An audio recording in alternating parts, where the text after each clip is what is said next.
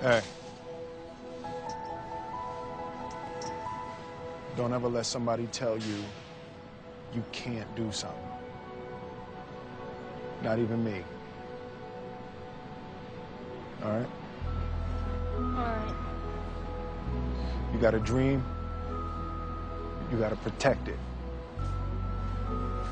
People can't do something themselves. They want to tell you you can't do it.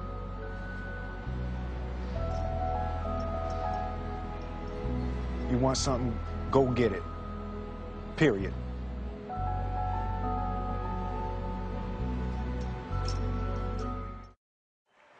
I am so honored to be here, to be a small part of the beginning and the birth of a brand.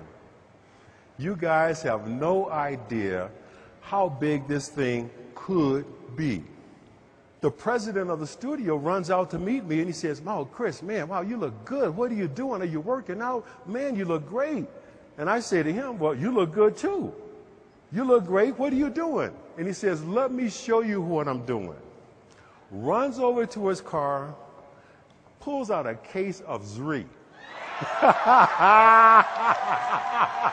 Is that wild? I wanted to become world class at something. I just had to find out what that something was going to be. And the very first time I walked into a Wall Street trading room, I knew this is it. The ticker tape is rolling, the phones are ringing off the hook, people are screaming and shouting out orders, bodies are flying all over the place, tickets are getting stamped, and what looked like chaos to anybody else, for me, it was like reading a sheet of music, and I knew this is where I'm supposed to be.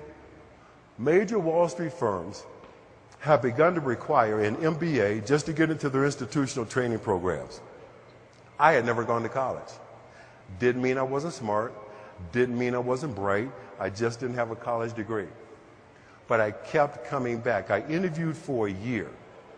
I started spending a lot of time with this guy in his office in downtown San Francisco, learning what a stockbroker does, when I was supposed to be 40 miles away selling scientific equipment.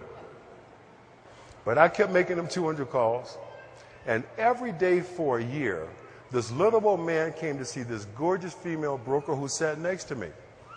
Was none of my business. I sit there making my 200 calls. I got on a blue suit and a gray suit. This guy watched me for a year. And one day he comes over to me and says, "What are you doing here? You don't belong here. Here's my card. Come see me." Again, I thought it was a client coming to see his broker. Wrong. That little old man, turns out, was the managing general partner for Bear Stearns in San Francisco, and he was coming to see his girlfriend. But I go see this guy, and he tells me the story of this place called Bear Stearns. Tells me how the firm was built by entrepreneurs with a strong work ethic. And he says to me, "If you come over here, I will make you a star." In preparation for this meeting, I'm real clear. Keep the focus on performance, added value, and the wealth you created in the portfolio. That's it. This is the story of every father who ever had to be a mother, every mother who ever had to be a father, and everybody who ever had a dream and wouldn't quit. This ain't even about you. But the most important thing I've ever done in my life is to have broken the cycle of men who are not there for their children. That is absolutely the most important thing I've ever done or will ever do. Because I raised a young man who finally at 27 gets it, the most important thing about being a man is being responsible. Because I raised a young woman who understands how a man should treat her, respect her, and deal with her, I'm going to have influence on generations of my offspring that I probably will never meet.